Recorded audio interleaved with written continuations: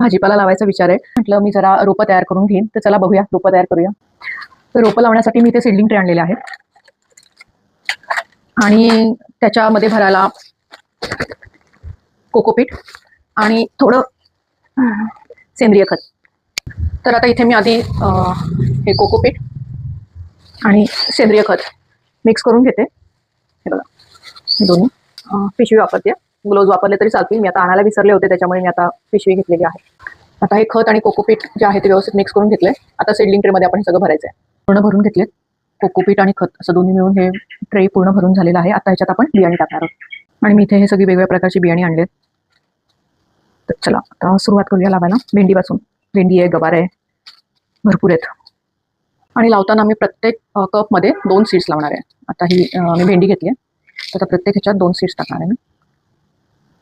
हे असं.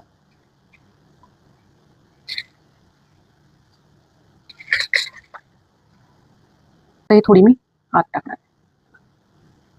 त्याला वरून पॅक करून घेणार.